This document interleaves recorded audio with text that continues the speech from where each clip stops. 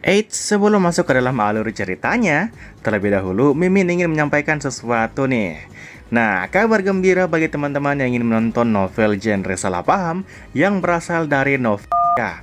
Soalnya Mimin telah mengupload videonya di halaman Traktir Mimin. Namun saat ini Mimin masih menyediakan dua folder dengan judul yang berbeda, yaitu Daniel Steiner dan juga Amael Jericho. Dan sekedar info tambahan, adegan 18 plus dari novel Amael Jericho telah Mimin ceritakan secara eksplisit. Jadi bagi teman-teman yang nonton di video itu, harap menggunakan earphone atau semacamnya. Soalnya Mimin bahkan menyebut benda lelaki dan perempuan secara jelas hingga adegan itu-itunya. Nah, lantas bagaimana cara mengaksesnya? Gampang saja, teman-teman tinggal klik link di kolom komentar yang Mimin sudah pin. Setelah itu pilih konten eksklusif dan silakan beli dengan jumlah gelas cendol yang telah ditentukan. Mimin akan update terus novel salah paham dari novel ini. Jadi ditunggu ya informasi berikutnya dari Mimin. Oke, itu saja, mari lanjutkan videonya.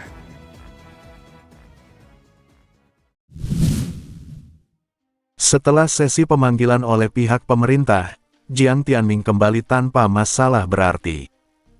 Namun, berbeda dengan Wu Mingbai. Meski ia kembali dengan senyum khasnya, siapapun yang mengenalnya tahu bahwa suasana hatinya sangat buruk. Lan Subing yang peka langsung menyadarinya dan bertanya apa yang terjadi. Dengan nada jengkel, Wu Mingbai mengatakan bahwa orang yang dikirim pemerintah terasa mencurigakan, lalu bertanya apakah Jiang Tianming dan Su Bei juga merasa ditargetkan. Ia sengaja tidak melirik Mo Xiaotian, yakin bahwa orang itu bahkan tidak akan sadar jika sedang dicurigai. Jiang Tianming menjawab bahwa dirinya hanya ditanya beberapa hal dan langsung dilepas. Ia merasa aneh jika Wu Mingbai benar-benar mole, karena selama ini Jiang Tianming tidak pernah tersentuh oleh Black Flash.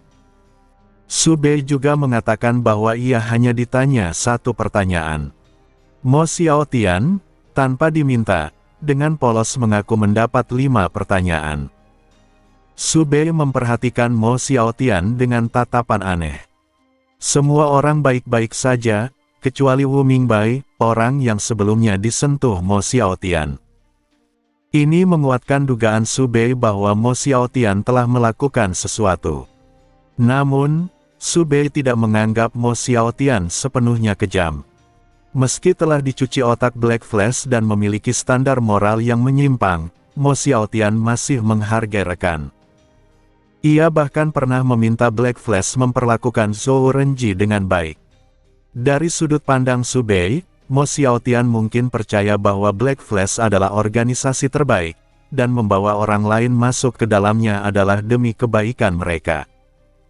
Su Bei kemudian memikirkan kemungkinan bahwa Mo Xiaotian sengaja menjebak Wu Mingbai agar Endless Ability Academy mencurigainya, lalu Black Flash bisa merekrutnya. Namun, ia segera menolak kemungkinan itu. Setelah kasus Zhou Renji sebagai agen ganda, kecil kemungkinan Black Flash berani mengambil murid kelas S lagi dalam waktu dekat.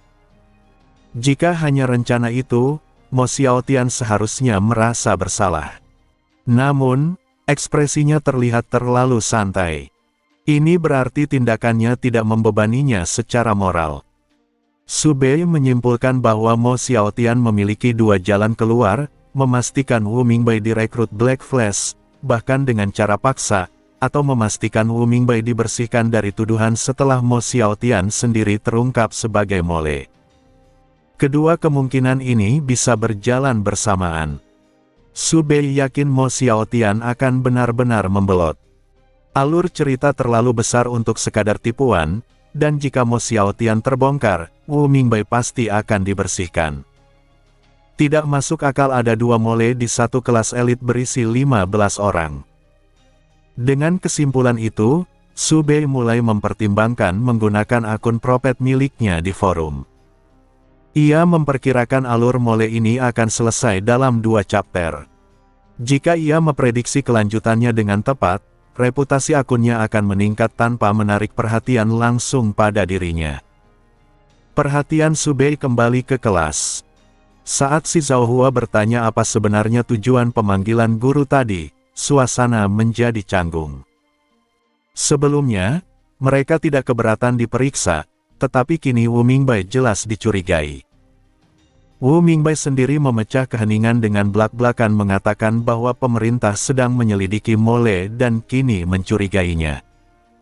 Jiang Tianming menegurnya, tetapi Wu Mingbai mengatakan tidak ada gunanya menyembunyikan hal itu. Zhou Renji, yang memang tidak akur dengan Wu Mingbai, langsung menunjukkan kecurigaan dan bertanya mengapa hanya Wu Mingbai yang diperlakukan berbeda. Wu Mingbai menjawab dengan sinis, mengatakan bahwa ia tidak tahu alasan pemerintah mencurigainya. Ia kemudian menjelaskan latar belakangnya sebagai anak panti asuhan yang tidak tahu apa-apa tentang dunia ability sebelum bangkit, dan bagaimana ia harus berjuang sendiri hingga kehilangan dekan. Menurutnya, jika ia benar didukung Black Flash, semua penderitaan itu tidak masuk akal. Jiang Tianming membelanya dengan mengatakan bahwa jika Wu Mingbai adalah Mole, dirinya juga seharusnya dicurigai. Lan Subing ikut mendukung, menyebut bahwa status keluarganya justru lebih menguntungkan bagi Black Flash jika ada kerjasama. Dengan dua orang membela, suasana kelas sedikit mereda. Zhao Xiaoyu menambahkan bahwa jika pemerintah benar-benar yakin, Wu Mingbai pasti sudah ditangkap. Zhou Renji kemudian menjelaskan kriteria awal tersangka, laki-laki dan tidak memiliki kerabat lain. Mo Tieren mengingatkan bahwa Mo Xiaotian memiliki kakek. Namun, Meng Huai masuk kelas dan mengatakan bahwa kakek Mo Xiaotian tidak dapat ditemukan. Mo Xiaotian akhirnya mengaku bahwa kakeknya telah meninggal. Ini membuat statusnya tetap berada dalam daftar tersangka. Meng Huai menyampaikan belasungkawa, lalu menegaskan bahwa penyelidikan akan ditangani oleh pemerintah dan akademi, meminta semua siswa belajar seperti biasa. Meski kelas kembali berjalan normal, Su Bei merasakan pengawasan. Dengan mental energi yang tinggi, ia menyadari ada satu pengawas untuk dirinya, Jiang Tianming, dan Lan Subing, serta dua orang yang mengawasi Wu Mingbai. Wu Mingbai jelas menjadi target utama. Malam harinya, Jiang Tianming dan Lan Subing mendatangi kamar Su Bei. Jiang Tianming langsung bertanya apakah Su Bei bisa membuktikan Wu Mingbai tidak bersalah. Ia menjelaskan bahwa meski mereka yakin Wu Mingbai bukan Mole, pemerintah pasti memiliki dasar kecurigaan. Mereka bahkan sudah meminta bantuan Feng Lan, tetapi ability miliknya tidak memberi jawaban. Mendengar itu, Su Bei terkejut. Ia menolak membantu secara langsung, mengingat dirinya sendiri masih tersangka, lalu menyarankan dua cara, menemukan Mole yang sebenarnya atau menemukan kerabat Wu Mingbai. Setelah mereka pergi, Su Bei mendatangi Feng Lan. Feng Lan mengakui bahwa ia mencoba profesi fragments, tetapi tidak mendapatkan penglihatan apapun. Ia menyimpulkan bahwa dirinya di masa depan memilih untuk tidak ikut campur demi hasil yang lebih baik. Su Bei setuju dengan kesimpulan itu dan menyatakan bahwa Wu Mingbai kemungkinan akan mendapat manfaat dari situasi ini. Ia menegaskan bahwa Wu Mingbai bukan Mole, karena Mole sejati harus bekerja sendirian. Namun, pemerintah yang masih ragu membuat situasi belum selesai. Black Flash pun tidak puas. Jika pemerintah tidak memastikan Mole tertangkap, rencana Mo Xiaotian terhadap Zhou Renji bisa gagal. Demi memastikan Sein tidak gagal, Black Flash bersiap meningkatkan eskalasi. Eskalasi yang dilakukan Black Flash sama sekali tidak menyentuh Su Bei. Setelah menebak rencana mereka, Su Bei dengan cerdas menghindari membentuk tim bersama Wu Mingbai dalam setiap tugas. Masalah Mole sudah cukup menyeretnya ke dalam pusaran, dan tanpa niat bergabung dengan Black Flash, terlibat lebih dalam hanya akan mendatangkan risiko yang tidak perlu. Keputusan itu terbukti tepat. Pada hari yang sama, Wu Jin, Qi Huang, dan Li Su, yang satu tim dengan Wu Mingbai, mengalami serangan Black Flash dan terluka parah. Meski mereka dikawal oleh ability user yang kuat, Black Flash sudah menyiapkan strategi matang. Mereka mengirim tim umpan untuk memancing pengawal menjauh, lalu menyerang para siswa secara langsung. Jika bukan karena kerja sama para siswa dan kembalinya pengawal tepat waktu, insiden itu tidak hanya berakhir dengan luka berat, tetapi bisa merenggut nyawa. Black Flash tidak membiarkan Wu Mingbai tampil sebagai satu-satunya yang selamat tanpa cedera, karena itu akan membuat pemerintah curiga bahwa ia hanyalah umpan. Wu Mingbai terlihat terluka parah, tetapi setelah diperiksa secara detail, lukanya ternyata hanya di permukaan, jauh berbeda dari kondisi 3 siswa lain yang benar-benar koma. Endless Ability Academy melakukan penyelidikan menyeluruh. Dari 4 orang yang menjalani misi, 3 koma dan 1 hanya luka ringan namun tampak berat. Meski bukan bukti mutlak, ini menjadi indikasi kuat bahwa Wu Mingbai adalah mole. Tak lama kemudian, ia diisolasi dan diputus dari semua kontak luar. Jiang Tianming dan Lan Subing menjadi panik. Mereka tidak bisa menghubungi Wu Mingbai, sementara 3 korban lainnya masih belum sadar untuk memberikan klarifikasi. Sebagian besar kelas S pun mulai kehilangan kepercayaan dan menganggap Wu Mingbai sebagai mole yang telah terkonfirmasi. Di kelas, melihat Jiang Tianming dan Lan Subing yang murung, Zhou Renji menyindir apakah mereka sedang berduka untuk seorang mole.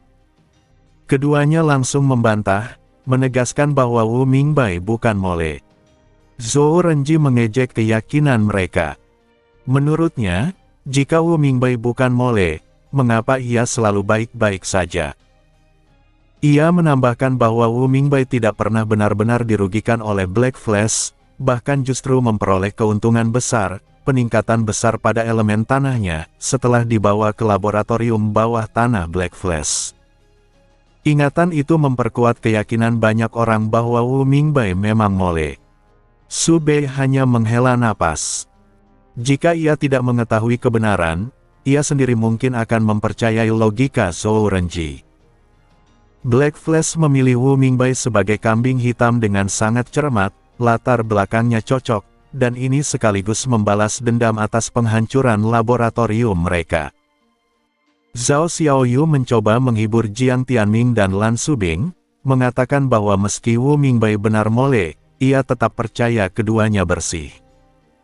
Sikap itu mewakili sebagian besar kelas, dengan satu mole yang terkonfirmasi, tidak ada yang mencurigai mereka berdua. Namun, Jiang Tianming dan Lan Subing tidak ingin sekadar menerima keadaan. Jiang Tianming berdiri dan menyatakan akan menemui Guru Meng. Lan Subing langsung mengikutinya. Zhou Renji, yang masih menyimpan kepahitan, bergumam bahwa tidak ada gunanya melawan arus. Jika Wu Mingbai dipenjara, semua orang akan menerimanya. Tak ada yang menyanggahnya, sebagai korban, keluhannya dianggap wajar. Feng Lan melirik Su Bei dengan ekspresi bertanya. Bukankah Su Bei yakin Wu Mingbai bukan mole? Kini keadaannya justru terlihat sebaliknya. Su Bei hanya mengangkat bahu, tetap yakin pada penilaiannya, namun tidak berniat membersihkan nama Wu Mingbai. Setelah kelas usai, Su Bei hendak ke kafetaria ketika si Zhao Hua mengajaknya makan bersama. Di kafetaria, si Zhao Hua langsung bertanya apakah Su Bei benar-benar menganggap Wu Mingbai bukan mole. Ia mengaku bimbang, secara logika Wu Mingbai memang mencurigakan, tetapi pembelaan Jiang Tianming terlalu kuat untuk diabaikan. Su Bei menjawab bahwa hasilnya akan segera terlihat dan menyuruhnya bersabar. Si Zhao Hua menyadari bahwa Su Bei sebenarnya tahu sesuatu, tetapi memilih diam. Saat ditekan, Su Bei hanya berkata bahwa takdir tidak mudah diubah. Si Zhao Hua akhirnya mengungkapkan alasan ia tidak pernah mencurigai Su Bei, tidak masuk akal bagi organisasi manapun mengirim seseorang dengan ability sekuat itu sebagai mole. Risikonya terlalu besar. Sore harinya, Meng Huai mengumumkan bahwa Jiang Tianming dan Lan Subing mengambil cuti untuk mencari keluarga Wu Mingbai. Kelas terkejut. Banyak yang menganggap usaha itu terlambat dan sia-sia. Saat Mutiaren bertanya tentang hukuman jika Wu Mingbai benar mole, Meng Huai menjawab singkat bahwa pelakunya akan menjalani kerja paksa karena masih di bawah umur. Ia menegaskan jawabannya dengan nada ragu, menunjukkan bahwa ia sendiri belum yakin akan kesalahan Wu Mingbai. Meski sikap Meng Huai membantu menenangkan kelas, rumor telah menyebar ke seluruh akademi. Orang tua siswa lain menuntut tindakan, dan gosip berkembang liar. Mayoritas orang kini yakin Wu Mingbai adalah mole. Su Bei menduga bahwa jika Qi Huang dan yang lain terbangun, kecurigaan mungkin berkurang. Namun mereka tetap koma, bukan untuk melindungi kedok Wu Mingbai, melainkan justru untuk memperkuat framing terhadapnya. Dengan mole yang tertangkap, kewaspadaan menurun. Ini menjadi waktu yang sempurna bagi Black Flash untuk bergerak. Su Bei memutuskan menjauh dari Zhou Renji dan Mo Xiaotian, menghindari satu tim dengan mereka. Namun, keesokan harinya, pemerintah justru menugaskan Su Bei, Zhou Renji, Mo Xiaotian, Ai Baozu, dan Mu Tieren dalam satu misi. Su Bei mencoba menghindar dengan alasan sakit, tetapi Meng Huai menolak. Klien secara khusus meminta Su Bei. Tugas itu berkaitan dengan keluarga Sun, keluarga ability user yang terus mengalami kemalangan aneh. Pemerintah mengidentifikasi penyebabnya sebagai mid-level bad luck nightmare beast, yang menyebabkan nasib buruk terus menumpuk hingga berujung kematian. Setelah nightmare beast dibunuh, efek sialnya tetap ada. Untuk memutusnya, dibutuhkan ability khusus atau satu peristiwa keberuntungan besar. Ability Su Bei adalah kunci. Misi kedua dalam tugas itu adalah membersihkan sisa Nightmare Beast dari kampanye sebelumnya, alasan mengapa mereka berlima dikirim. Mo Xiaotian mengusulkan agar mereka berpisah, Su Bei menangani keluarga Sun, sementara yang lain memburu Nightmare Beast. Su Bei setuju. Saat itu, Manga Consciousness memberitahu bahwa King of Abilities telah diperbarui. Meski penasaran, Su Bei tetap melanjutkan rencana. Ai Baozu menyindir bahwa Su Bei selalu memilih jalan paling santai. Su Bei membantah sambil bercanda, dan Mo Xiaotian dengan ceria menawarkan diri menangani bagian Su Bei. Dengan suasana yang tampak ringan, misi pun dimulai, tanpa seorang pun menyadari bahwa ini adalah panggung yang disiapkan dengan sangat tepat oleh Black Flash. Hanya Su Bei yang tahu bahwa usulan Mo Xiaotian untuk berpencar dan menangani Nightmare Beast masing-masing bukanlah murni kebaikan. Mo Xiaotian kemungkinan tidak ingin Su Bei terlibat dalam bahaya berikutnya, entah untuk mencegah campur tangan, atau justru untuk melindunginya. Apapun alasannya, Su Bei menerimanya tanpa ragu. Dari 4 orang dalam tim, 2 ingin berpisah, dan yang lain tidak keberatan. Setibanya di lokasi tugas, mereka berpisah jalan. Su Bei menuju kediaman keluarga Sun. Sebagai keluarga ability user, keluarga Sun tergolong kaya. Mereka tinggal di villa 2 lantai yang tidak berada di pusat kota, tetapi bernilai mahal. Di depan pintu, Su Bei memindai villa itu dengan energi mental, tersenyum kecil, lalu menekan bel. Pintu dibuka oleh seorang pria bertubuh kekar setinggi hampir 1,9 meter. Lulusan Akademi Ability Haut itu benar-benar sesuai dengan stereotip. Begitu melihat Su Bei, ekspresinya langsung berubah penuh antusias.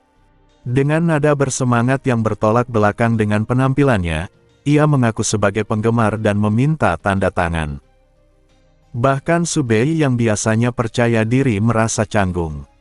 Ia menolak dengan sopan, mengatakan bahwa dirinya bukan selebritas dan tidak perlu tanda tangan.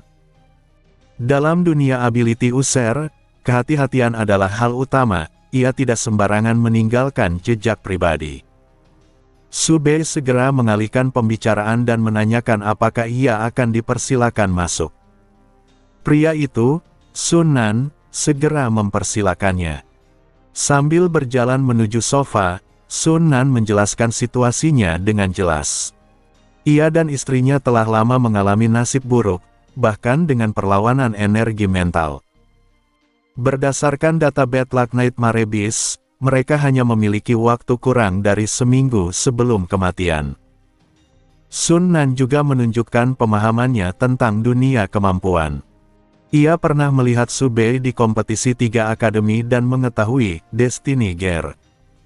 Ia bertanya apakah kemampuan itu bisa menyelesaikan masalah mereka. Su Bei mengangguk dan berniat menyelesaikan tugas dengan cepat. Ia menyatakan bahwa Nightmare Beast itu berada di lantai atas dan akan dibunuh terlebih dahulu. Ia juga memastikan bahwa hanya Sun Nan dan istrinya yang terpengaruh, karena ia berniat menyesuaikan takdir mereka sekaligus. Tugas ini bukan pekerjaan gratis, pemerintah akan membayar tambahan, dan biaya itu pada akhirnya ditanggung klien, sesuatu yang membuat Su Bei bersemangat. Bekerja demi uang adalah prinsipnya. Sun Nan menjelaskan bahwa hanya mereka berdua yang terpengaruh dan istrinya sedang keluar membeli bahan makanan. Ia terkejut ketika Su Bei sudah tahu lokasi Nightmare Beast. Su Bei mengangguk dan langsung naik ke lantai atas. Di bawah laci kaus kaki, Su Bei menarik keluar Bad Luck Nightmare Beast yang berbentuk seperti bulu babi hitam. Karena memiliki wujud fisik, makhluk itu bisa dibunuh secara langsung dengan energi mental. Dengan satu gear, makhluk itu mati. Setelah selesai, Su Bei menanyakan rekomendasi restoran terdekat. Ia berencana menghabiskan sisa hari di restoran, lebih nyaman, tidak canggung, ada saksi bahwa ia tidak terlibat dalam rencana Mo Xiaotian, bisa makan, dan membaca manga. Sun Nan memberikan petunjuk arah restoran terbaik di sekitar sana dan menawarkan Su Bei makan siang di rumah. Su Bei menolak dengan sopan, karena ia tidak makan di rumah klien. Tak lama kemudian, istri Sun Nan kembali. Su Bei menyesuaikan keberuntungan pasangan itu, lalu pergi menuju restoran. Waktu masih pukul 10 pagi, terlalu awal untuk makan siang, jadi ia memesan susu kulit ganda dan mulai membaca manga. Manga dibuka dengan informasi tentang Sein, laki-laki, tidak memiliki kerabat selain sang pemimpin. Ini langsung menyingkirkan sebagian besar siswa. Akademi Ability Endless melakukan penyelidikan menyeluruh, bahkan menguji rambut semua siswa untuk memastikan hubungan darah, bukan adopsi.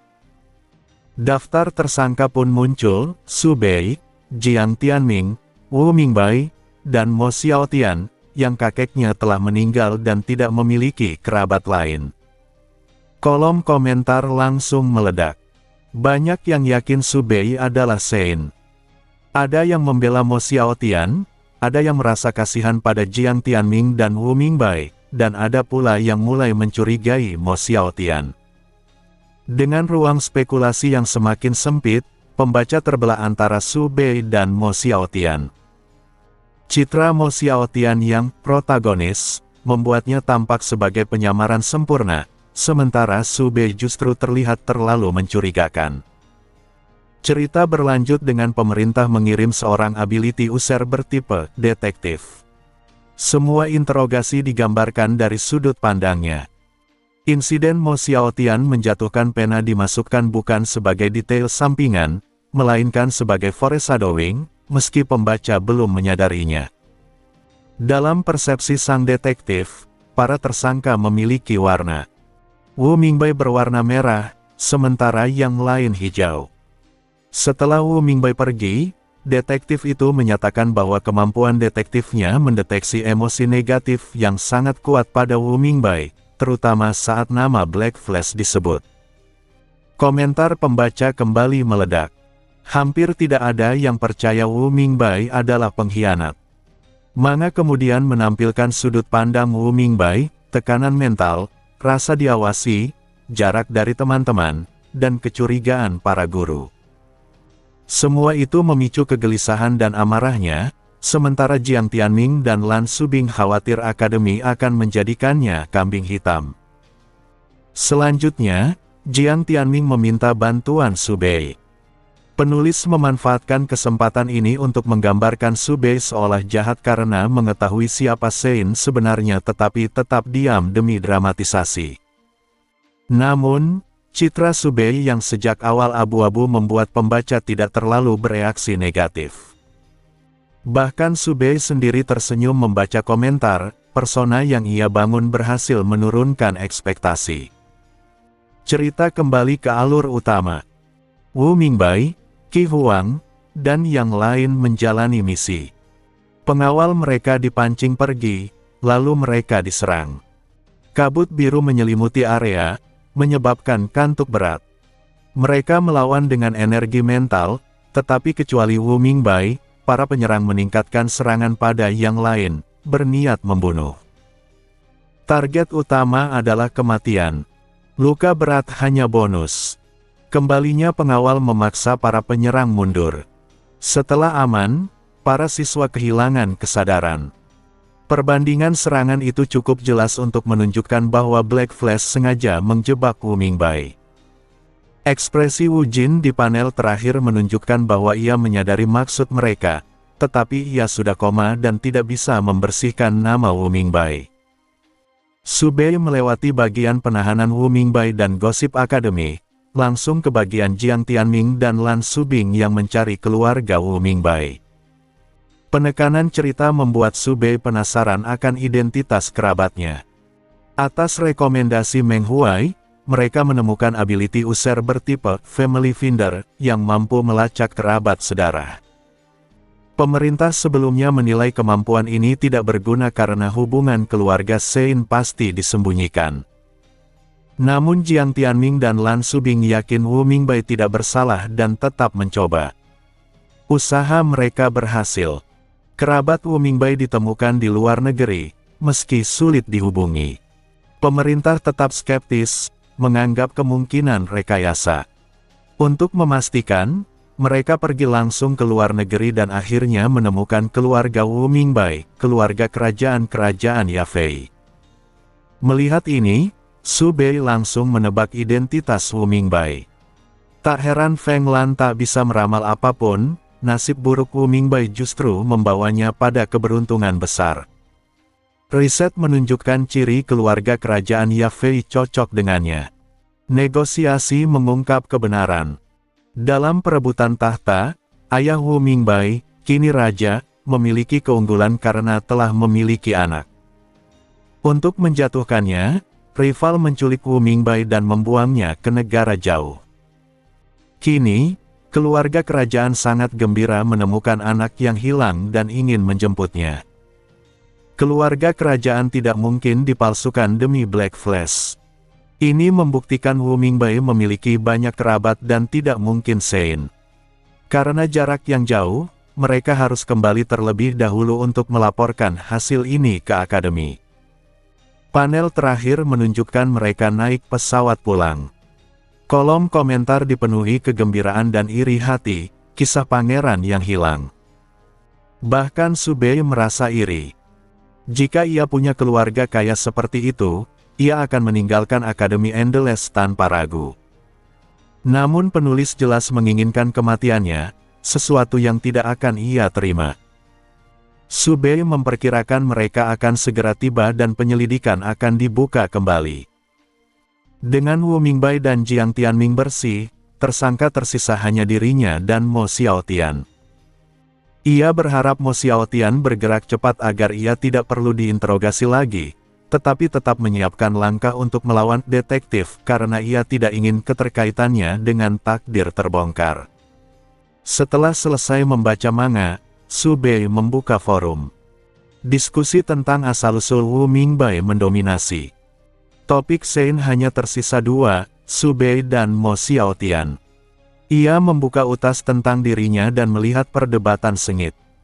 Akhirnya, Subei sendiri muncul sebagai propet dan memposting analisis panjang, menyimpulkan bahwa Mo Xiaotian adalah Sein, lengkap dengan dugaan petunjuk, cedera leher, tanda Black Flash, dan insiden jatuh yang mencurigakan. Setelah memposting analisisnya di forum, Subei langsung keluar dan tidak lupa mengingatkan kesadaran manga agar memberinya tahu jika penulis berniat memblokir akunnya. Ia pernah membocorkan spoiler besar sebelumnya tanpa konsekuensi, tetapi tetap berjaga-jaga. Kesadaran Manga menenangkannya.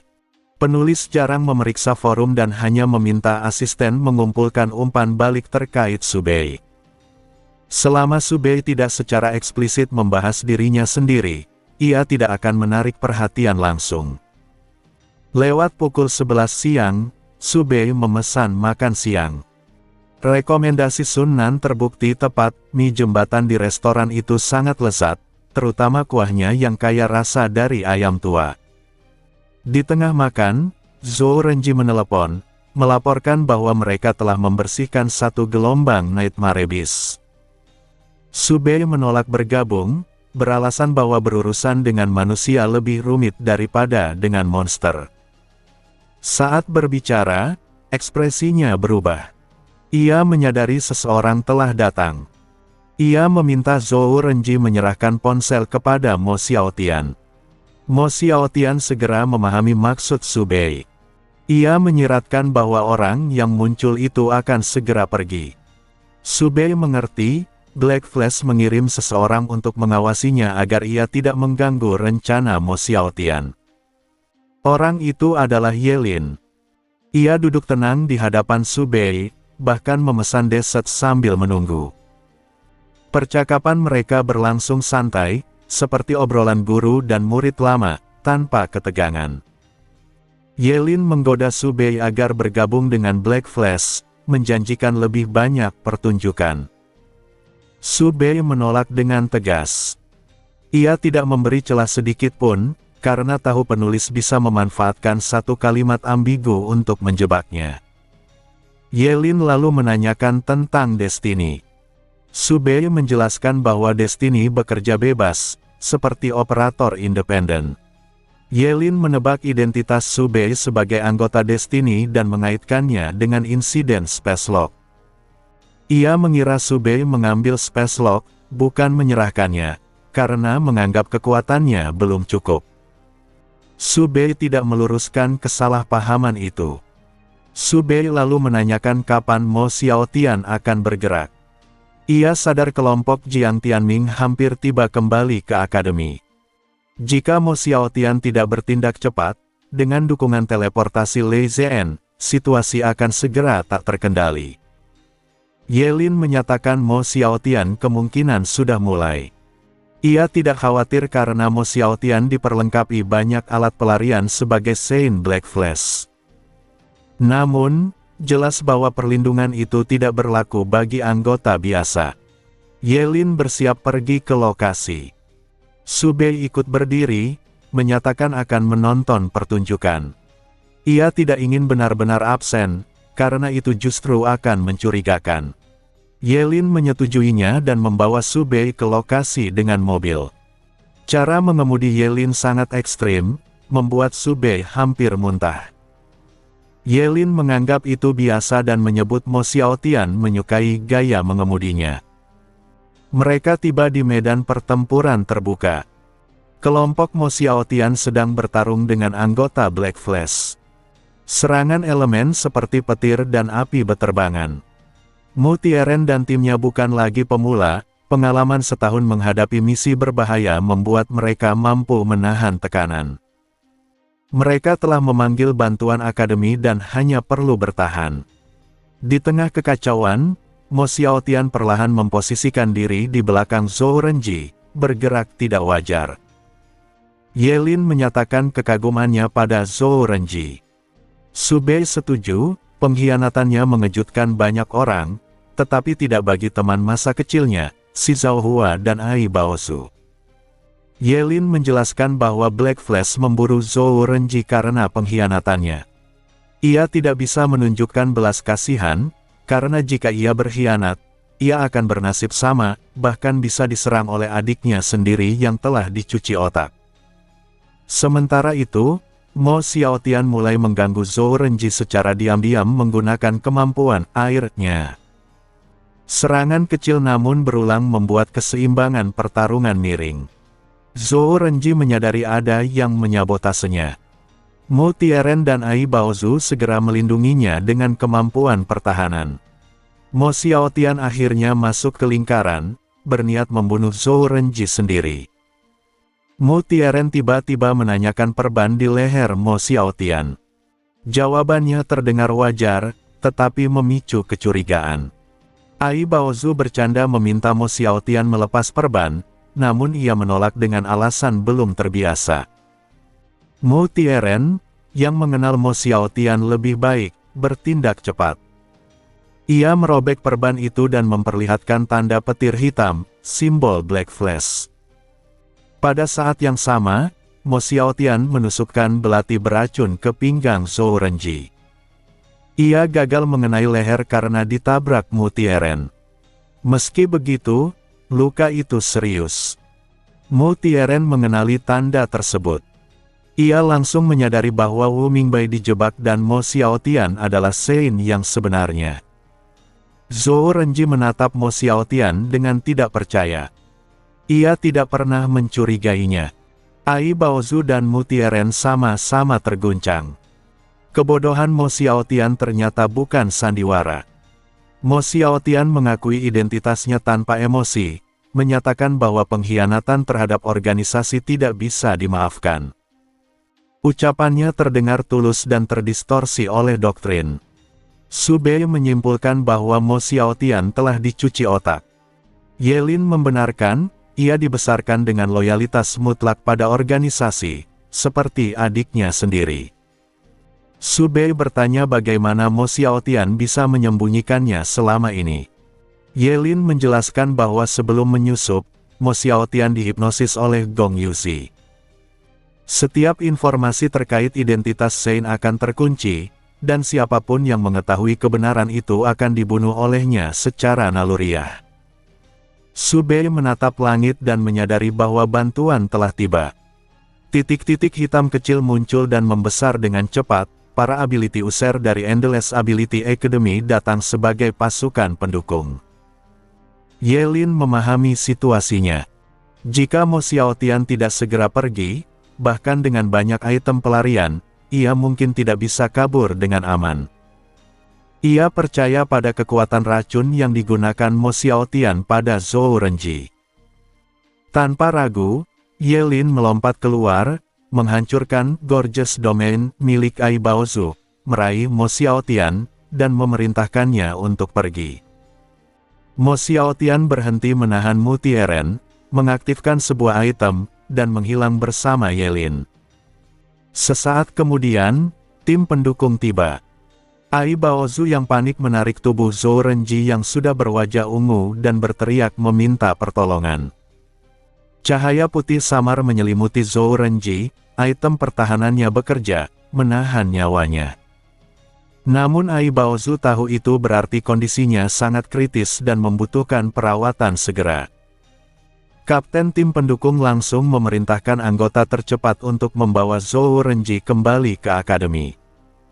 Setelah itu, ia menanyakan apa yang terjadi dan alasan kemunculan Black Flash.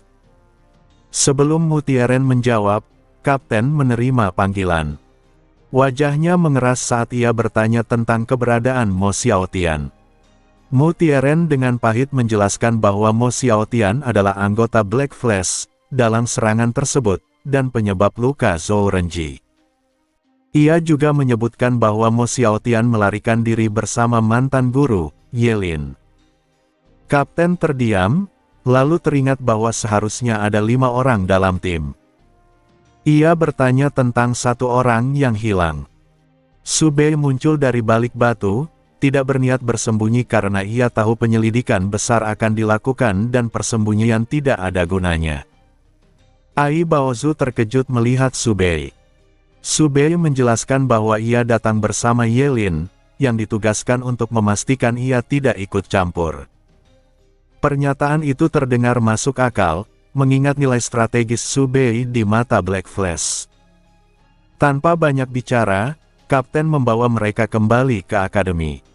Di sana, Su Bei, Mu Tieren, dan Ai Baozu diisolasi sementara sebagai prosedur standar. Tak lama kemudian, Su Bei dipanggil untuk diperiksa oleh Meng Huai dan seorang detektif. Su Bei menceritakan seluruh kejadian dengan ringkas dan jujur, pembagian tugas, pertemuannya dengan Yelin di restoran, peringatannya soal bantuan akademi, hingga pelarian Mo Xiaotian. Detektif mempertanyakan satu hal, mengapa Su Bei tidak bergabung kembali dengan tim setelah menyelesaikan tugasnya lebih awal. Su Bei menjawab tanpa ragu bahwa ia hanya ingin bermalas-malasan. Jawaban itu membuat detektif terdiam, namun Meng Huai mengangguk karena itu sesuai dengan karakter Su Bei. Saat ditanya tentang percakapannya dengan Yelin, Su Bei mengatakan bahwa ia ditawari bergabung dengan Black Flash dan ia menolak. Ketika ditanya apakah ia pernah bekerja dengan Black Flash, Su Bei mengaku pernah. Detektif tidak melanjutkan pertanyaan itu dan membiarkannya pergi. Di kelas, seluruh siswa kelas S berkumpul. Zhao Xiaoyu dengan antusias memberitahu Su Bei bahwa Wu Mingbai ternyata adalah seorang pangeran. Wu Mingbai telah dibebaskan dari kecurigaan dan sedang bertemu kembali dengan orang tuanya. Pembicaraan beralih pada kemungkinan Wu Mingbai akan meninggalkan akademi. Si Zhao Hua berpendapat bahwa jika Jiang Tianming tetap tinggal, Wu Mingbai kemungkinan besar juga akan bertahan. Mereka sepakat akan meminta maaf karena telah meragukannya. Su Bei menyebutkan bahwa Mo Xiaotian memang sulit dicurigai, sehingga kesalahan mereka bisa dimengerti. Ia juga menjelaskan bahwa Mo Xiaotian telah dihipnosis agar tidak bisa mengkhianati atau membocorkan identitasnya sebagai mata-mata, yang sedikit meredakan rasa bersalah mereka. Ling Yu menanyakan kondisi Zhou Renji. Ai Baozu menjelaskan bahwa racun telah menyatu dengan sarafnya dan sulit dihilangkan. Mereka hanya bisa menstabilkannya sambil mencari penawar. Meng Huai kemudian mengumumkan bahwa identitas Mo Xiaotian sebagai mata-mata Black Flash telah dikonfirmasi dan ia resmi dikeluarkan dari Endless Ability Academy. Akademi sudah bergerak untuk memburunya. Mo Tieren menanyakan peluang kesembuhan Zhou Renji. Meng Huai menjawab jujur bahwa peluangnya kecil tanpa mengetahui jenis racunnya dan tanpa cukup sampel untuk diteliti. Si Zhao Hua mengusulkan solusi ekstrem, menggunakan uang untuk mencari relawan uji racun. Ai Baozu mendukung ide itu, tetapi Zhao Xiaoyu merasa gelisah dengan implikasi moralnya. Meng Huai juga keberatan, namun tidak melarang karena tidak ada pilihan yang lebih baik. Feng Lan kemudian menawarkan alternatif lain, All-Knowing Cons, sebuah nightmare beast khusus yang bisa menjawab satu pertanyaan dengan benar. Efek sampingnya adalah kematian, tetapi bisa dicegah dengan item penyelamat nyawa. Dengan itu, mereka bisa langsung mengetahui cara menyembuhkan Zhou Renji. Ide tersebut diterima dengan antusias. Jiang Tianming, Lan Subing, dan Wu Mingbai masuk kelas, baru saja kembali dari reuni keluarga. Mo Tieren meminta maaf kepada Wu Mingbai atas kecurigaan mereka. Yang lain ikut meminta maaf, dan Wu Mingbai akhirnya memaafkan mereka. Feng Lan menjelaskan bahwa All-Knowing Cons yang terkenal berada di fiksi Holy Land. Waktu mereka masih cukup, Zhou Renji bisa bertahan sekitar 2 minggu. Si Zhao Hua meminta Feng Lan mengatur ulang jadwal kunjungan ke fiksi Holy Land secepat mungkin, dan Feng Lan menyetujuinya. Sebelum pembicaraan berakhir, Wu Mingbai mengundang mereka untuk berkunjung ke Yafei Kingdom saat liburan, ketika identitas kerajaannya akan diumumkan. Mendengar nama Yafei, semua terkejut. Kerajaan itu terkenal dengan dewa pelindungnya, Gao Dianzuo. Wu Mingbai sendiri mengaku belum tentu bisa mengetahui atau membagikan identitas dewa pelindung tersebut. Namun, undangan itu tetap membuka kemungkinan petualangan baru bagi mereka semua. Setelah Wu Mingbai mengatakan bahwa dirinya mungkin tidak akan mengetahui identitas dewa pelindung kerajaan Yafei, tidak ada yang merasa kecewa. Dewa pelindung Yafei sudah lama menjadi daya tarik wisata, membuat pariwisata kerajaan itu berkembang pesat.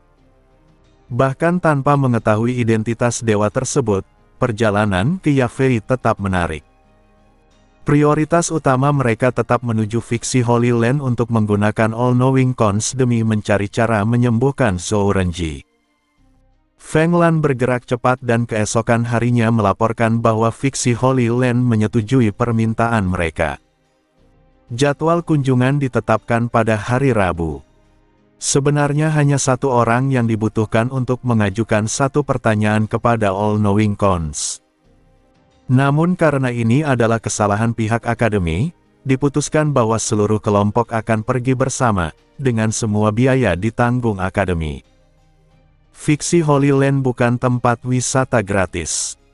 Bahkan dengan status VIP, semua layanan tetap berbayar dan harganya sangat mahal, sesuai dengan standar dunia para ability user yang kaya.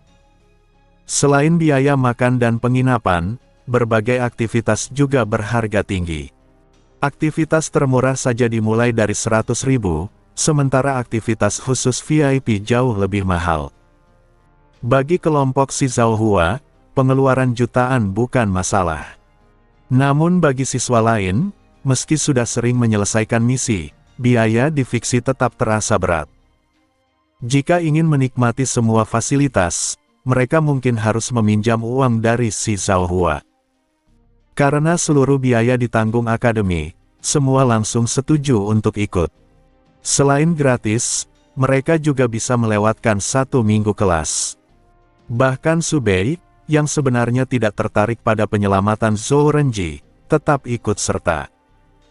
Ia tahu fiksi Holy Land pasti menyimpan masalah, tetapi setelah memerah akademi, ia merasa itu sepadan. Mu Tieren selaku ketua kelas mengajukan izin resmi. Meng Huai tidak menghalangi dan akademi pun menyetujuinya. Keesokan harinya, mereka tidak masuk kelas dan mulai berkemas di asrama. Karena sudah terbiasa menjalani misi, mereka selalu menyimpan perlengkapan dan koper siap pakai. Pada malam yang sama, Qi Huang dan kelompoknya yang telah koma selama beberapa hari akhirnya terbangun. Koma itu disebabkan oleh Black Flash, tetapi karena campur tangan Mo Xiaotian, tidak berbahaya dan mereka sadar dengan sendirinya.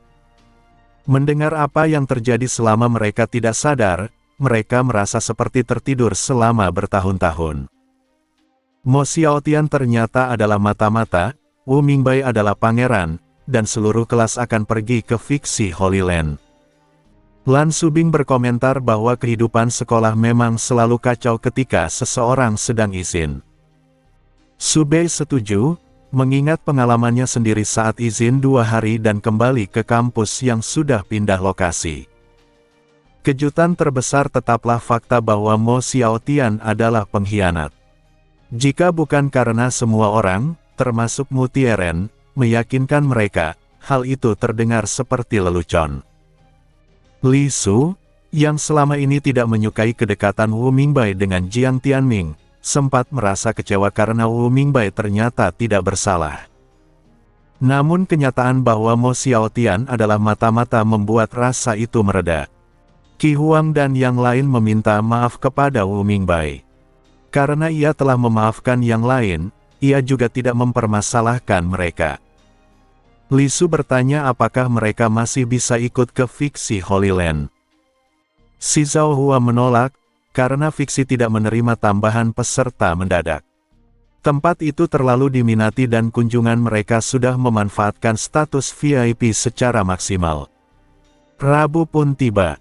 Mereka berkumpul di gerbang akademi, di mana staf fiksi Holy Land telah menunggu untuk mengaktifkan formasi teleportasi.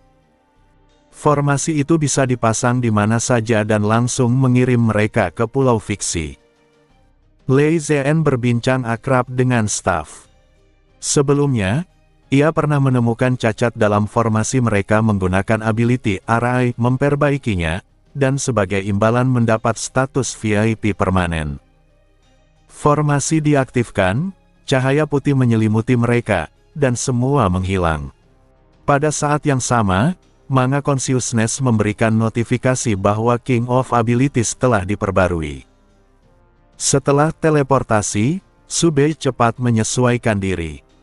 Ia mengamati aula dengan dinding dan langit-langit putih bersih, dihiasi bunga langka. Udara terasa sangat menenangkan, seolah dipenuhi mental energi, membuat kondisi mentalnya berada di puncak.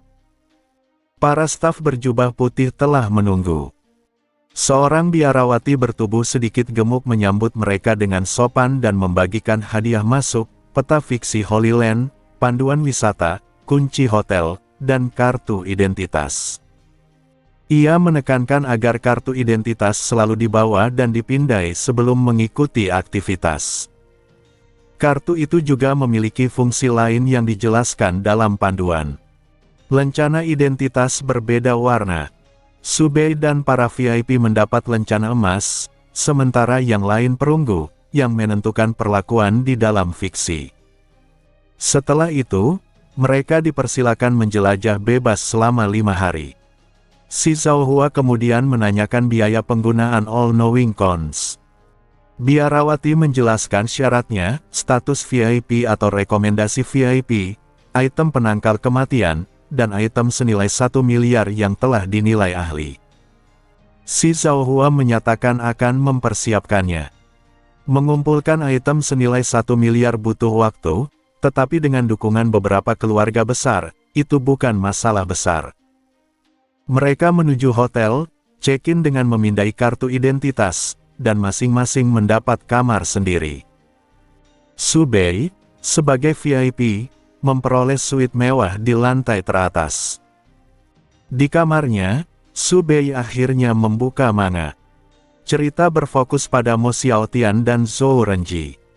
Pembaca diperlihatkan perspektif Black Flash dan hukuman terhadap Zhou Renji. Reaksi pembaca muncul, mempertanyakan siapa mata-mata sebenarnya dan mengutuk Black Flash. Alur kemudian menampilkan misi 5 orang, pertempuran melawan Nightmare Beast yang sebenarnya adalah jebakan untuk menguras mental energi. Cerita beralih ke percakapan Subei dan Yelin. Dalam percakapan itu, terungkap bahwa Subei adalah anggota Destiny, membuat pembaca gempar. Banyak teori forum terbukti benar. Pengungkapan ini membuat posisi Subei lebih aman dari tuduhan berpihak pada Black Flash, tetapi sekaligus membuat arah cerita sulit ditebak. Bagian akhir menampilkan Mo Xiaotian yang telah melarikan diri bersama Yelin ke markas utama Black Flash. Ia bertemu pemimpin yang merupakan kakeknya. Hubungan mereka terlihat tulus, bahkan diadakan jamuan keluarga. Namun Mo Xiaotian ragu untuk bertanya tentang perlakuan terhadap Zhou Renji. Ia teringat peringatan Subei dan akhirnya memilih diam, meminta untuk bertemu kembali dengan Jiang Tianming di masa depan. Kilasan wajah Subei digambarkan samar dan gelap, seolah sarannya bersifat manipulatif. Reaksi pembaca pun bercampur, mempertanyakan apakah Subei sebenarnya pahlawan atau justru penjahat sejati. Chapter berakhir dengan fokus kembali tertuju pada Subei, menegaskan bahwa ia berada di pusat pusaran cerita yang semakin berbahaya. Alur lanjutan cerita berjalan lurus. Zhou Renji berada dalam kondisi kritis, dan semua pihak sepakat untuk berangkat lebih awal ke fiksi Holy Land demi mencari metode penyembuhan melalui All Knowing Cons. Usulan awal si Zhao mengenai penggunaan relawan uji coba memicu perdebatan sengit di kolom komentar. Ada yang mendukungnya, ada pula yang menganggapnya bermasalah. Subei bahkan tidak perlu melihat komentar untuk memahami inti kontroversinya. Rencana tersebut pada dasarnya adalah membeli nyawa dengan uang. Secara hukum, tindakan itu tidak dilarang, terutama di dunia ability user yang longgar aturannya dan dipenuhi orang kaya. Namun, secara logika sosial, hal itu tetap bermasalah. Kesukarelaan, sangat subjektif, dan praktik seperti itu pada akhirnya merugikan kepentingan orang biasa. Orang kaya jumlahnya sedikit, tetapi dampak keputusan mereka bisa luas. Bagi si Zhao itu adalah langkah putus asa. Ia tidak mungkin mengorbankan nyawa Zhou Renji demi prinsip abstrak. Ia yakin dapat memastikan para relawan benar-benar sukarela. Jika di masa depan orang lain menyalahgunakan presiden tersebut, ia merasa itu bukan tanggung jawabnya. Dalam skala prioritasnya, hidup Zhou Renji jauh lebih penting. Subei secara rasional tidak menyetujui rencana itu. Ia menilainya dari sudut pandang orang biasa, meskipun status sosialnya telah melonjak. Dampaknya terhadap masyarakat luas tidak bisa disangkal. Namun secara praktis, ia juga tidak akan menghentikan si Zhaohua. Jika berada di posisi yang sama, ia tahu dirinya mungkin akan mengambil langkah serupa. Dalam situasi itu, hampir tidak ada pilihan lain. Su Bei juga tidak lupa bahwa di balik sikap ramah si Zhaohua sekarang, ada latar belakang aristokrat yang membentuk cara berpikirnya sejak kecil. Ia orang baik, tetapi nilai-nilainya sudah mengakar kuat. Penulis jelas tidak berniat membahas isu ini secara mendalam. Jika tidak mungkin opsi ketiga akan langsung diberikan. Su Bei menduga topik ini hanya disentuh sekilas, sekadar menyinggung isu dunia nyata yang sedang populer untuk menarik perhatian pembaca. Setelah menutup manga, Su Bei membuka forum. Topik tentang Mo Xiaotian sebagai mata-mata mendominasi halaman depan. Dari 5 postingan, 3 membahas keterkejutan pembaca. Yang menarik, postingan ramalannya sendiri dari update sebelumnya masih menjadi thread panas dengan banyak balasan. Ia tidak terkejut. Prediksinya terbukti benar. Ia tetap membuka thread tersebut untuk memastikan tidak ada masalah. Isinya penuh dengan pujian, pengakuan bahwa analisanya akurat, dan penguatan reputasinya sebagai prophet yang tidak pernah meleset. Keraguan kecil yang muncul di awal tenggelam oleh fakta bahwa prediksinya kembali menjadi kenyataan. Melihat tidak ada isu, Su Bei merasa lega dan beralih ke thread lain. Ia melewati postingan tentang Mo Xiaotian karena tidak ada informasi baru. Sebaliknya, ia membuka thread yang membahas dirinya. Thread tersebut membicarakan pengungkapan bahwa Su Bei adalah anggota Destiny. Mayoritas pembaca merasa itu sangat masuk akal. Banyak yang menyebutnya, tentu saja, mengingat peran Su Bei sebagai penyedia intelijen sejak awal cerita. Ada yang bercanda bahwa fanfic kini resmi menjadi kanon. Sebagian kecil terkejut karena usianya baru 15 tahun, tetapi kebanyakan langsung menerima kenyataan itu dengan alasan sederhana, dia Su Bei. Diskusi berlanjut ke sifat Destiny sebagai organisasi netral, bukan kelompok penjahat seperti Black Flash. Oleh karena itu, kerja sama Su Bei dengan berbagai pihak dianggap wajar.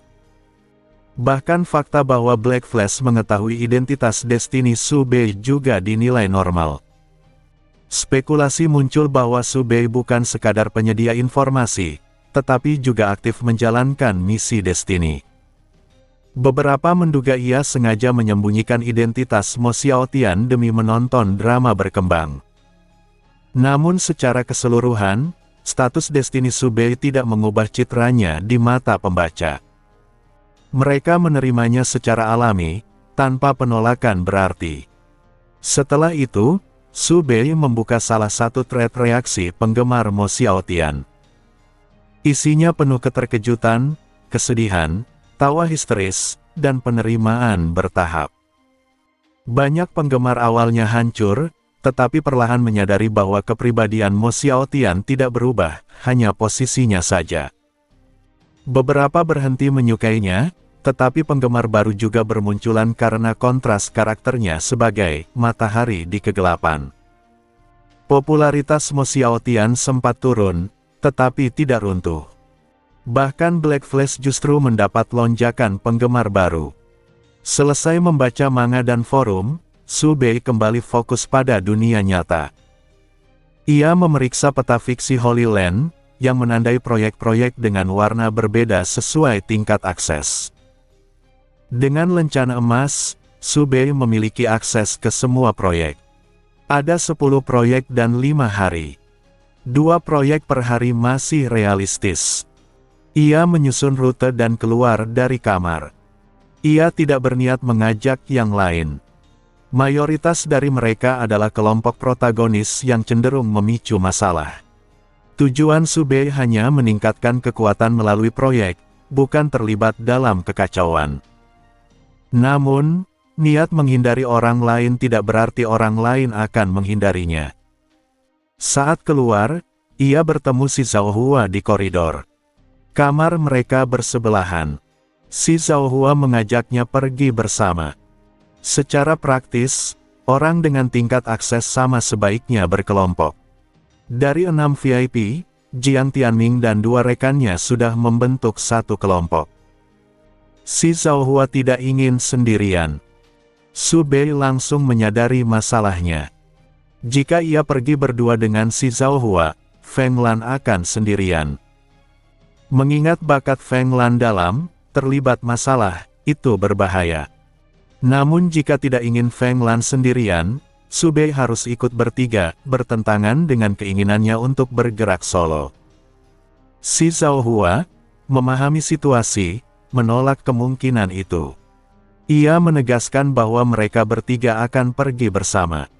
Ia tidak akan membiarkan Su Bei atau Feng Lan sendirian. Jika masalah muncul, mereka bisa saling membantu. Su Bei menatapnya curiga, tetapi akhirnya mengalah. Mereka menjemput Feng Lan, berdiskusi singkat, lalu turun ke lobi. Resepsionis mengingatkan bahwa makan siang gratis tersedia di hotel. Mereka mengangguk, tidak terlalu memedulikannya karena semua biaya ditanggung akademi. Mengikuti peta, mereka tiba di proyek pertama yang berada di belakang hotel, sebuah pantai. Begitu Su Bei melangkah masuk setelah memindai lencana, ia langsung merasakan tekanan berat. Gerakannya melambat, napasnya terasa tertahan. Papan penjelasan menunjukkan bahwa ini adalah Gravity Beach. Gravitasi di area tersebut berbeda, membuat tubuh terasa jauh lebih berat.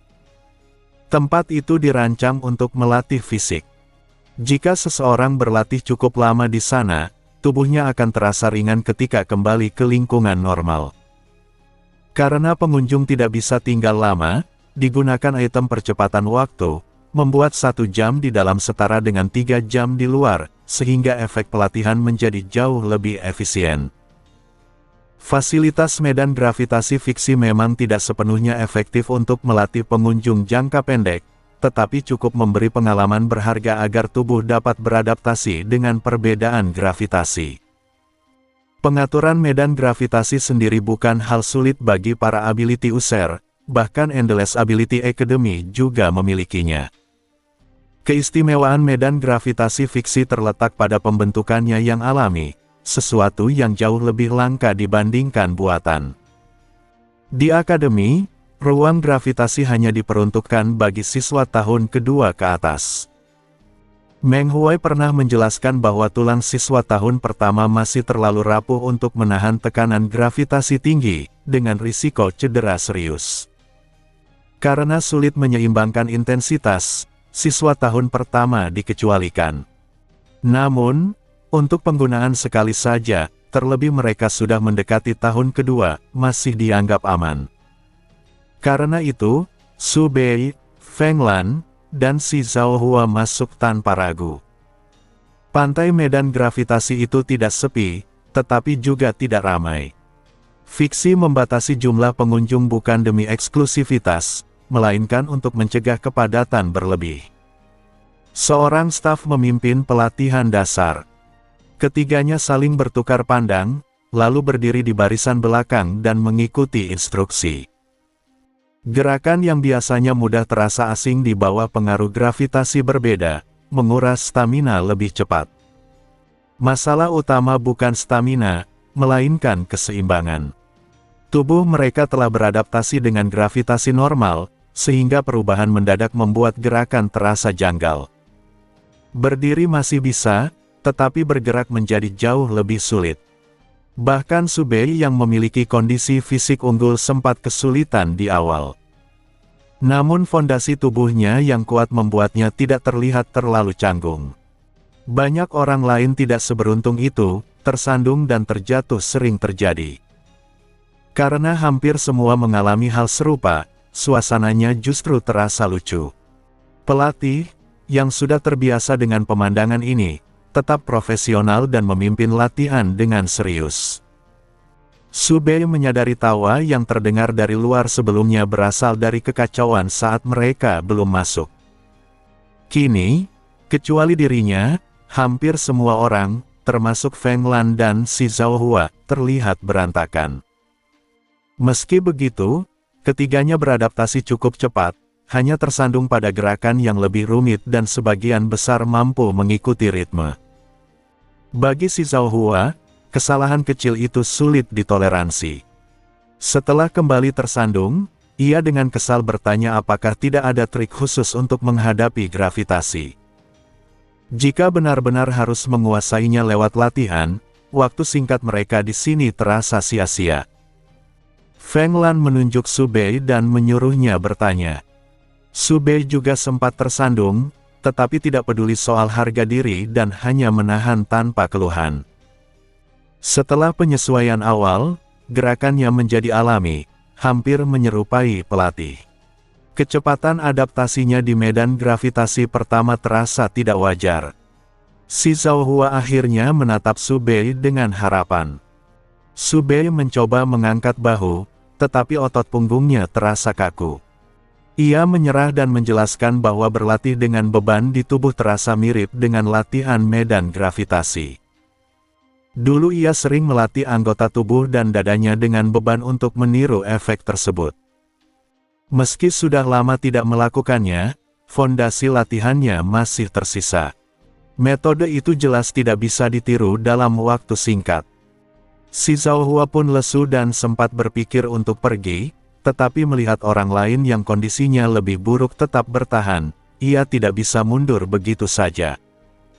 Menggertakkan gigi, ia kembali mengikuti latihan. Sambil berlatih, Su Bei mengamati mereka dan merasa sedikit terhibur oleh perjuangan si Zhao Hua. Ia lalu mengatakan bahwa dirinya sudah cukup dan mengajak pindah ke proyek berikutnya. Bagi Su Bei, pantai itu tidak memberi manfaat besar, hal serupa bisa dilakukan di gym atau akademi.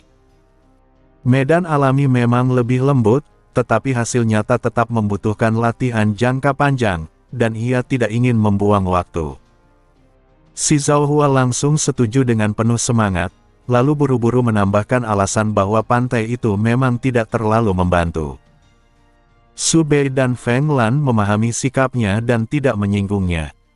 Mereka pun pergi bersama menuju proyek berikutnya. Proyek pertama cepat selesai. Proyek kedua adalah peningkat mental energi yang sesungguhnya, Holy Spirit Skyward Banyan milik fiksi.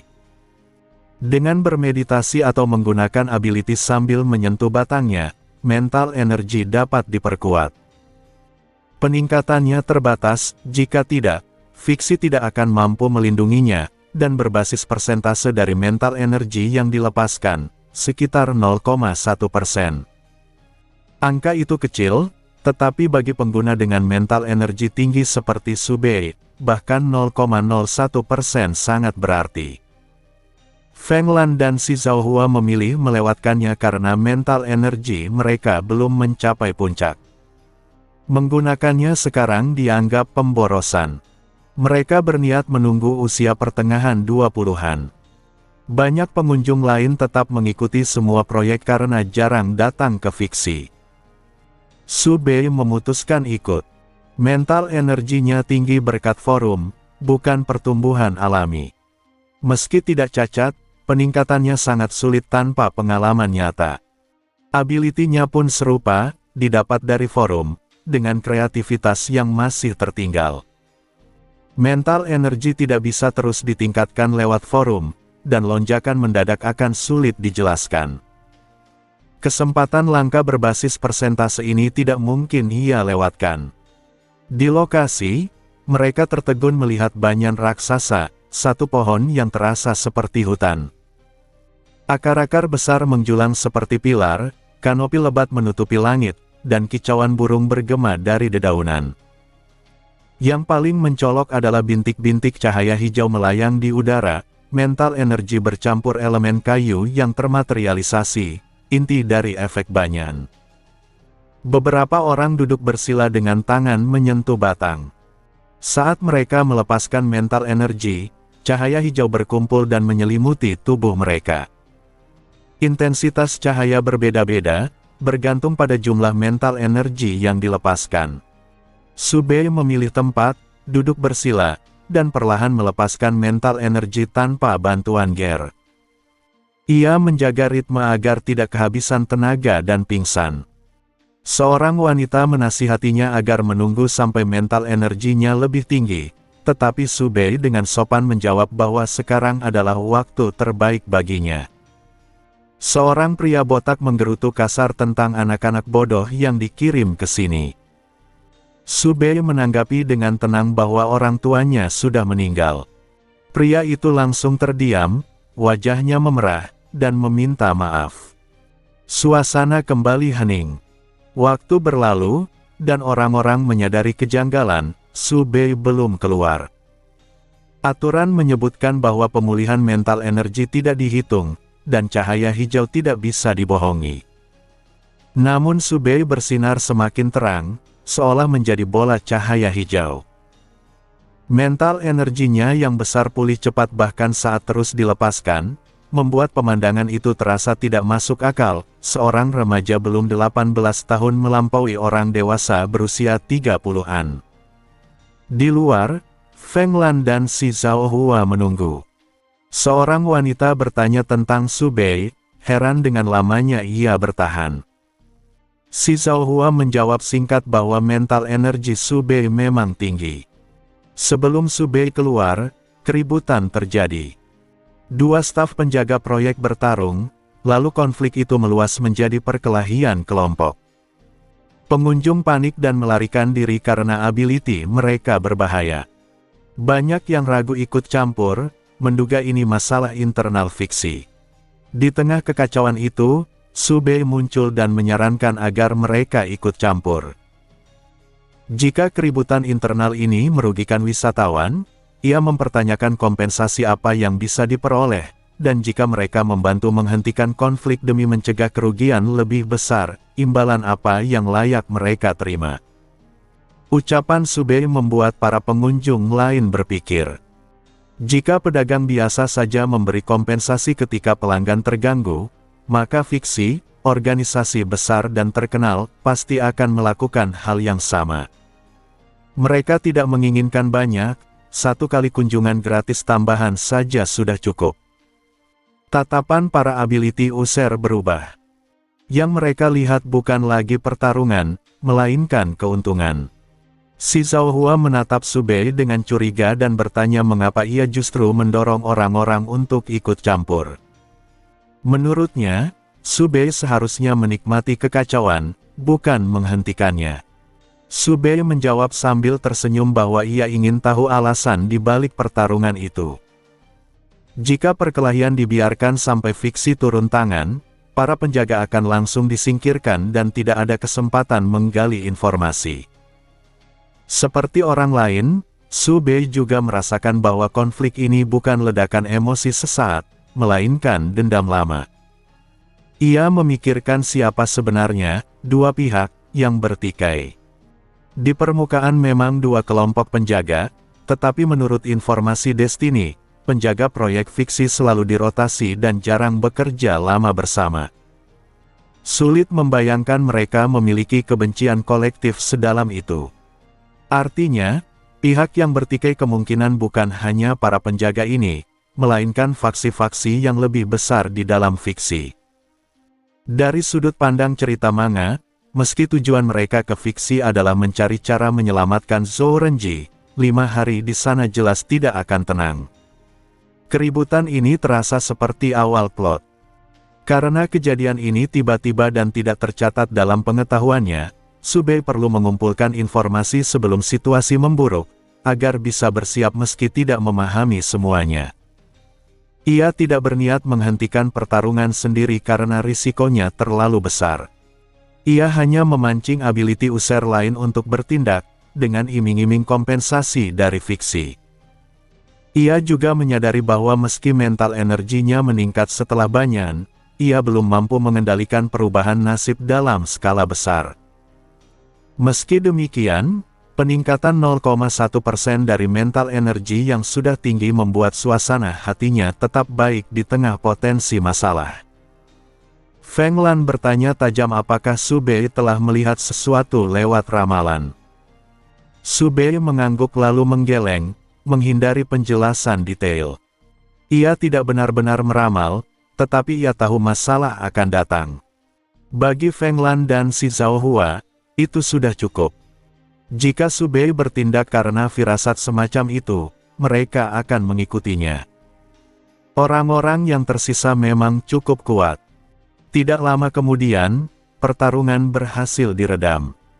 Para penjaga, meski emosi memuncak, tetap menahan diri terhadap wisatawan, sehingga situasi masih terkendali. Setelah tenang, Subei mendekati mereka dengan sikap polos dan berkata bahwa ability seharusnya digunakan melawan Nightmare Beast, bukan sesama teman, dan bukankah para atasan mereka bisa menyelesaikan masalah kecil ini. Ucapan pertama membuat para penjaga malu, bertarung dengan ability antar manusia memang memalukan. Bagian kedua justru membuat mereka geli, karena seorang anak kecil jelas tidak memahami kerumitan dunia orang dewasa.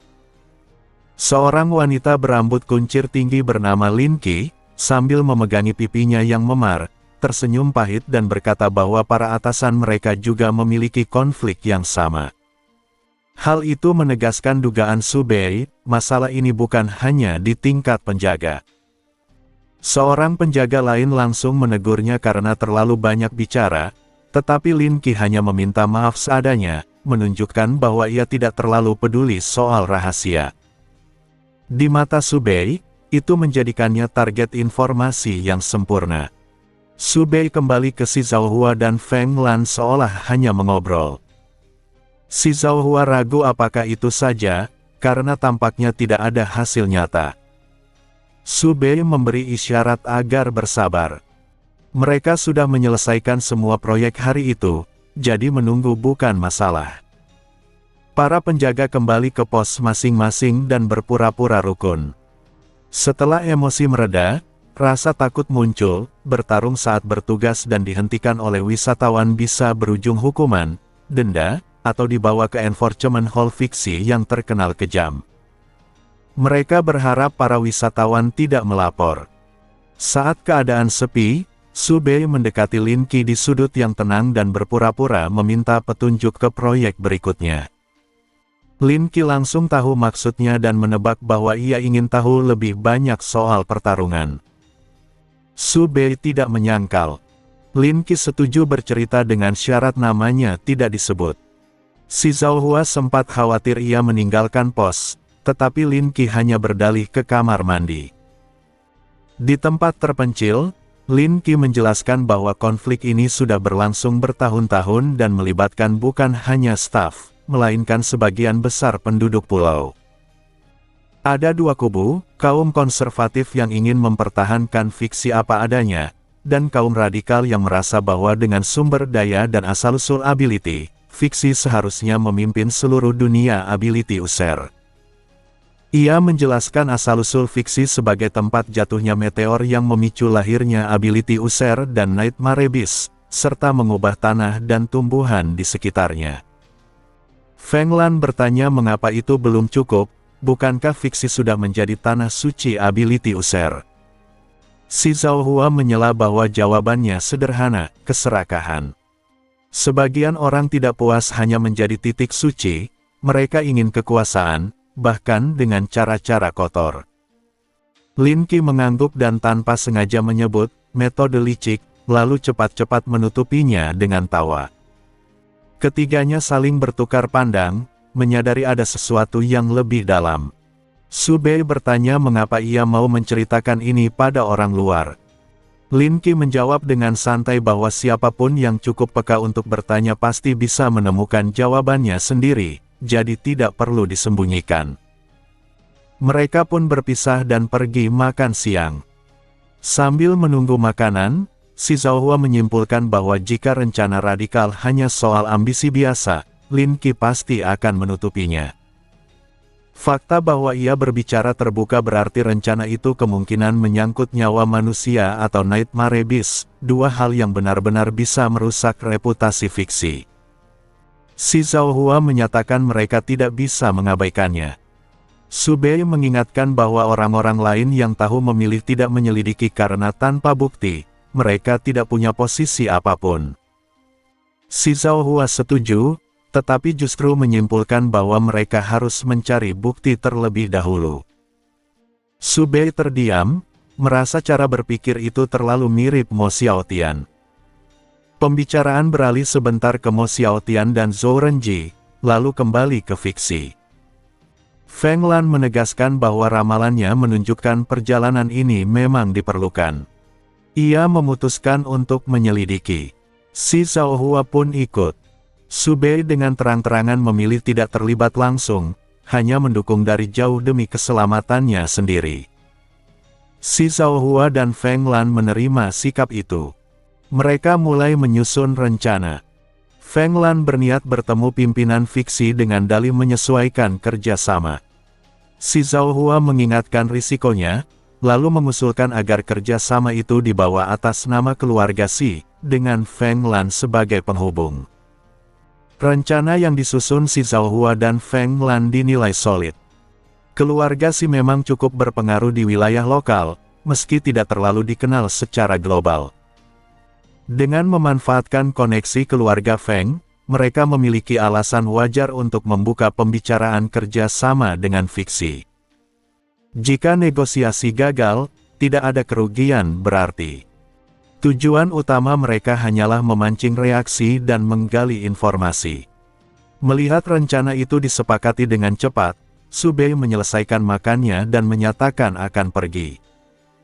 Si Zhao Hua langsung tegang dan bertanya kemana ia akan pergi, karena pengalaman mengajarkan bahwa setiap kali Su Bei pergi, seringkali masalah besar terjadi. Su Bei tertawa dan menjawab bahwa ia hanya akan ke perpustakaan. Ia sudah selesai makan dan tidak bisa membantu urusan mereka, jadi tidak ada alasan untuk tetap tinggal. Jawaban itu masuk akal, tetapi si Zhao Hua tetap curiga. Ia meminta Su Bei memeriksa apakah rencana kerja sama mereka akan berjalan lancar. Meski Su Bei tidak pernah menjelaskan detail Destiny Gear-nya, mereka sudah menebak sebagian fungsinya. Su Bei mengangguk santai dan memeriksa, lalu mengatakan bahwa hari ini tidak ada masalah, penunjuk kecil pada kompas nasib mereka condong ke arah aman. Meski begitu, Su Bei tahu keberuntungan tidak sama dengan takdir. Keadaan bisa berubah sewaktu-waktu. Setelah itu, ia pergi ke perpustakaan fiksi. Di sana, sebagian besar pengunjung adalah penduduk lokal. Para wisatawan biasanya sibuk mengikuti proyek dan jarang membaca buku. Seharusnya Su Bei juga begitu, menyelesaikan proyek lebih dulu. Namun kejadian hari ini membuatnya waspada. Dengan adanya konflik konservatif dan radikal, serta kemungkinan rencana berbahaya atau keterlibatan Nightmare Abyss, proyek-proyek fiksi bisa saja menyimpan jebakan. Karena si Zhao Hua dan kelompoknya tidak ikut proyek hari ini, Su Bei tidak ingin berjalan sendirian. Sambil membaca buku secara acak, ia merenung. Dugaan si Zhao Hua tentang pembantaian massal atau kolusi dengan Nightmare Abyss terasa masuk akal. Apapun itu, kelompok Jiang Tianming hampir pasti akan terseret. Menghindari mereka mungkin membuatnya aman, tetapi jika konflik meluas ke seluruh pulau, satu-satunya jalan selamat adalah pergi dari fiksi. Pergi sekarang berarti kerugian besar, kesempatan VIP satu-satunya akan terbuang. Kompensasi mungkin ada setelah kekacauan, tetapi sebelum itu, mustahil. Su Bei menyadari ia tidak bisa terus menghindari plot seperti dulu. Untuk menghindari hukuman penulis, ia perlu tetap muncul, meski tidak memecahkan masalah. Jika ia tidak bisa pergi lebih awal, ia membutuhkan tempat aman yang memberinya fleksibilitas. Ia mengembalikan buku sebelumnya, lalu meminjam buku tentang geografi fiksi. Buku itu menjelaskan kondisi medan pulau, membantunya mencari lokasi persembunyian yang aman. Peta proyek tidak menunjukkan kontur alam, sehingga tanpa survei lapangan, ia tak berguna untuk bersembunyi. Fiksi sebagian besar adalah dataran, dengan sedikit perubahan elevasi. Di luar bangunan buatan, hampir tidak ada tempat alami untuk berlindung. Satu-satunya pengecualian adalah Holy Spirit Skyward Banyan. Pohon itu sudah ada sebelum meteor jatuh, berusia ratusan tahun, dan dipelihara oleh mental energy. Ukurannya luar biasa besar. Kanopinya cukup rapat untuk menyembunyikan seseorang. Bahkan pemanjat mungkin sulit menemukannya. Dibandingkan tempat lain, itu jauh lebih aman. Selain itu, tujuan kaum radikal adalah memajukan fiksi, bukan menghancurkannya. Bangunan bisa dibangun ulang, tetapi keajaiban alami seperti banyan akan hilang selamanya jika rusak. Pohon itu hampir pasti tidak akan disentuh. Dengan tempat aman ditentukan, Subei menyesuaikan rencana proyeknya. Awalnya ia berniat mengikuti urutan, tetapi dengan potensi bahaya, ia memprioritaskan proyek yang paling berharga. Dari 10 proyek fiksi, 6 untuk umum, 1 untuk tamu, 1 untuk pengunjung reguler, dan 2 untuk VIP, Banyan adalah VIP only, menjelaskan mengapa pengunjungnya sedikit. Proyek VIP lain, yang semula dijadwalkan hari keempat, ia majukan ke esok hari. Selanjutnya adalah Body Forging Hot Spring yang bisa diakses tamu, penting untuk meningkatkan fisik. Gravity Beach ia anggap tidak berguna tanpa latihan jangka panjang. Setelah perencanaan selesai, Subei membaca buku-buku lain. Destiny memang kaya informasi, tetapi lebih fokus pada data tersembunyi, bukan pengetahuan umum. Untuk hal-hal dasar, buku tetap dibutuhkan. Berbeda dengan Jiang Tianming dan Zhao Xiaoyu yang sering belajar dengan tutor, Subei mengumpulkan pengetahuan sendiri demi membangun citra serba tahu. Malam tiba saat ia kembali ke hotel. Seperti hari biasa, ia tidak menemui masalah apapun setelah berpisah dari si Zhao Hua. Namun ia tahu ketenangan ini hanyalah jeda sebelum badai. Masalah pasti datang besok, lusa, atau paling lambat hari ketiga. Perjalanan ini hanya 5 hari. Di tangga hotel, seseorang memanggil namanya. Jiang Tianming dan 2 rekannya baru kembali, terlihat kotor dan lelah. Subei menyapa santai lalu langsung bertanya mengapa mereka pulang terlambat. Wu Mingbai membalas sinis, mencurigai Subei karena pulang sendirian. Subei menjawab tenang bahwa ia dari perpustakaan, dan kamera bisa membuktikannya. Jawaban belak-belakan itu membuat Wu Mingbai terdiam. Jiang Tianming kemudian mengajak Subei ke kamarnya dan menjelaskan bahwa mereka melihat Nightmare Beast tingkat tinggi di fiksi. Mereka mengikutinya, tetapi dikejar oleh orang-orang berjubah hitam dan hampir tertangkap. Lan Subing menambahkan kejanggalan, jika tujuannya menghancurkan fiksi, mengapa ada manusia yang membantu Nightmare Beast? Kolusi semacam itu adalah tabu mutlak. Subei tidak terkejut, protagonis memang selalu menemukan bahaya lebih cepat. Ia lalu menceritakan konflik internal fiksi yang ia dengar dari Lin Qi serta dugaan si Zhao Hua. Kesimpulannya mengarah pada kemungkinan kolusi radikal dengan Nightmare Beast. Mereka menyadari betapa fatalnya hal itu. Jika terbongkar, reputasi fiksi bisa runtuh. Jiang Tianming menolak melapor ke guru karena tidak ada bukti. Ia kemudian bertanya apa rencana si Zhao Hua. Subei menjelaskan bahwa si Zhao Hua dan Feng Lan sedang mencari bukti melalui pertemuan dengan pimpinan fiksi. Mereka sepakat untuk membantu dari luar. Setelah keluar dari kamar, mereka menuju kamar si Zhao Hua, tetapi Subei berhenti dan kembali ke kamarnya sendiri, memilih tidak terlibat langsung. Di kamarnya, Subei merenung. Segalanya terasa terlalu mulus, seolah-olah penulis sengaja menuntun para protagonis ke kebenaran. Pengalaman mengajarkannya bahwa kemudahan semacam itu sering kali jebakan. Keesokan harinya, mereka berkumpul sesuai rencana. Meski sedang menyelidiki kaum radikal, proyek-proyek fiksi tetap menjadi prioritas utama. Si Zhao Hua mengatakan bahwa keluarganya sudah menyiapkan keperluan, dan setelah 2 proyek hari ini, mereka akan mengunjungi All Knowing Cons. Subei menyetujui rencana itu dan membagikan perubahan jadwal proyeknya. Feng Lan mengabarkan bahwa pertemuan dengan pimpinan fiksi dijadwalkan pukul 4 sore selama 1 jam. Si Zhaohua mengirim pesan ke grup, termasuk Subei, menjelaskan rencana sederhana mereka. Selama pertemuan, kelompok Jiang Tianming akan memancing konflik di luar untuk menguji reaksi fiksi. Subei hanya mengingatkan agar mereka tidak berlebihan. Proyek pertama hari itu adalah Illusion Mirage, proyek VIP only yang menciptakan ilusi pribadi berbasis ability, memberi wawasan tentang potensi dan pemahaman diri. Di lokasi, rawa berwarna-warni terbentang, indah sekaligus menyeramkan. Genangan air tertutup gelembung berwarna, di dalamnya orang-orang terperangkap dengan mata terpejam. Subei memeriksa kompas takdir semua orang, tidak ada tanda bahaya. Ia melompat ke salah satu genangan.